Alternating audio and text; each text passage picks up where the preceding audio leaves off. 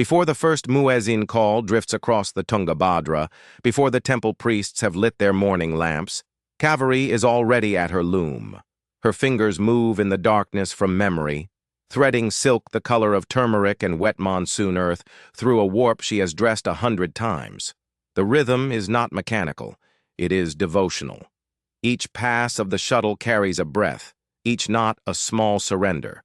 Around her, the village still sleeps, but the air already hums with the tension of stretched fiber and something older.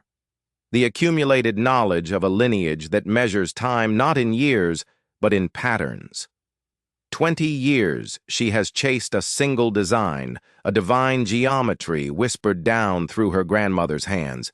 She is close now, and in the distance, the capital of an empire stirs, unknowing, toward its final dawn.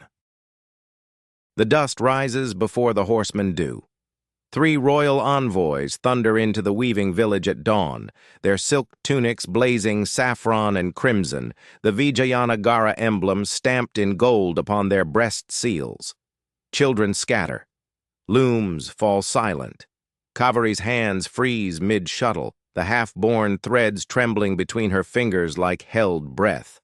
The summons bears the personal seal of Aliya Rama Raya himself, Emperor, Conqueror, Lord of 14 kingdoms. Among 10,000 weavers in the empire's vast dominion, her name alone is written on that parchment. The soldiers do not ask, they wait.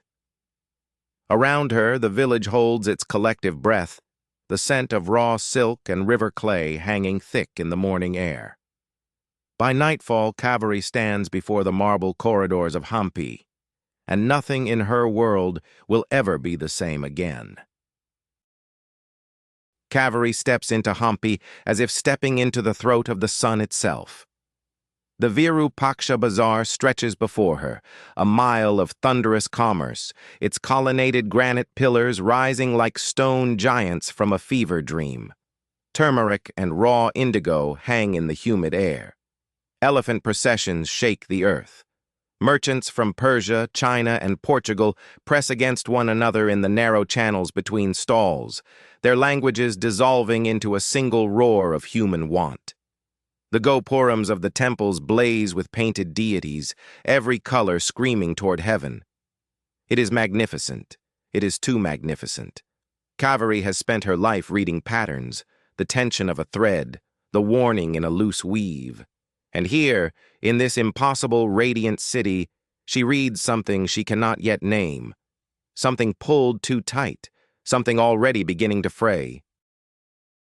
In the dusty amber light of the royal archive, surrounded by the faint perfume of sandalwood oil and aged camphor, Kaveri unrolls a fragment no larger than a palm leaf. The silk is the color of old bone, its threads impossibly fine, the work of hands long returned to the earth. And there it is, the diagonal cascade of interlocking lotuses, the broken crown motif at the border, the shadow thread running beneath like a river before flood. Her breath leaves her body.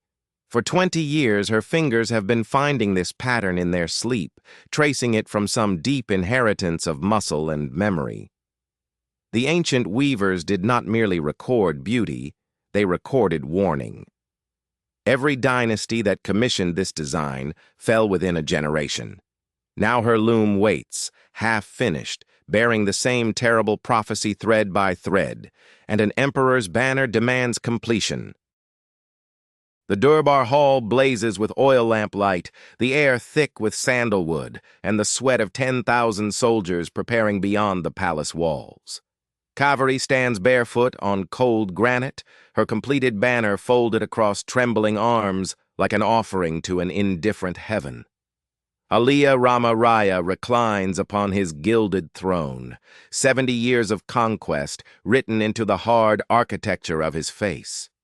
He glances at her work, a single dismissive moment before his attention returns to his commanders, their maps, their certainties. She watches him trace the Deccan plains with one ringed finger, lord of everything he surveys. Her lips part. A breath escapes. The warning dissolves unspoken into incense smoke. The banner passes into royal hands, and with it, the last secret hidden within its threads, a secret the Emperor will only understand when it is far too late. Through the moonless hours, Kaveri's fingers move without rest.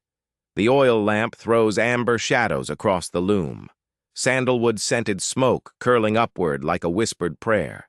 Strand by strand, the imperial crimson and gold take shape, magnificent and obedient. But in the border, where courtly eyes will never linger, she works her true commission.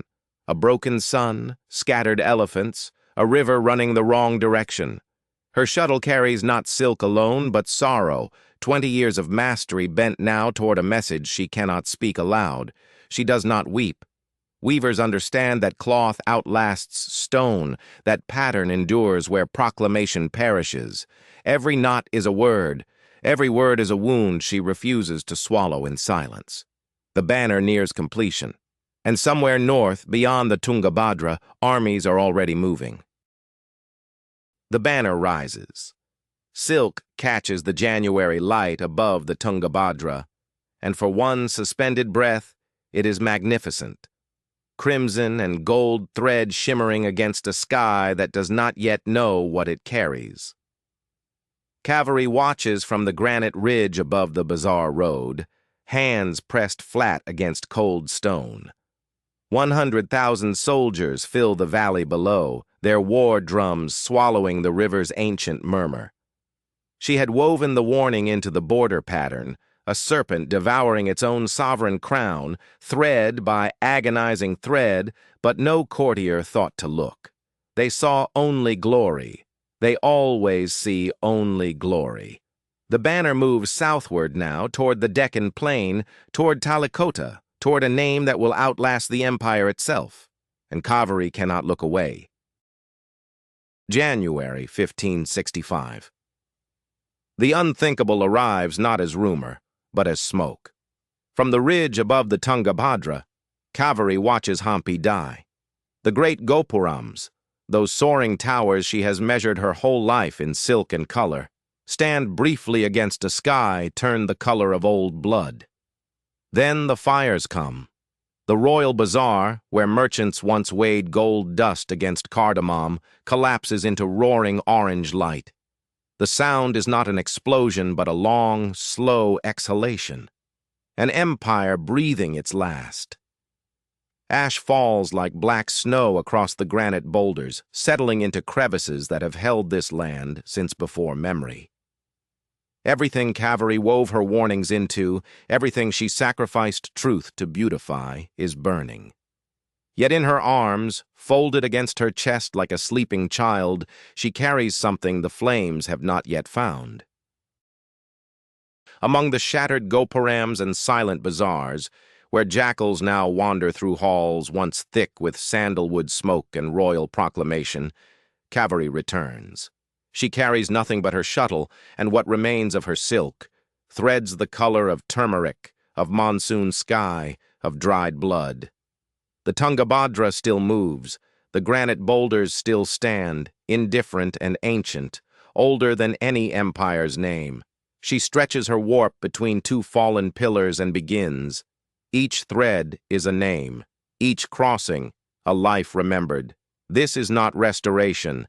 Hampi cannot be restored. This is something older than kingdoms, older than the pride of kings, the human insistence on bearing witness. She weaves what history will not record in stone, and somewhere, watching from the river path, a young girl stops and steps closer. The looms do not mourn. They only remember. In a village 3 days' walk from the ruins of Hampi, where wild jasmine reclaims the crumbled bazaar stones and the Tungabhadra still carries its ancient silt southward, Kaveri's hands guide younger fingers through the warp and weft of silk, the color of turmeric and dried blood. She teaches what no emperor commissioned and no court could confiscate: the hidden grammar of color, the secret syntax of pattern, the warnings and blessings encoded in every crossing thread. The empire's granite towers have fallen to root and silence. But here, in the rhythmic percussion of the shuttle, in the fragrance of raw silk warmed by morning sun, something endures. The thread did not break. It only found new hands to carry it forward.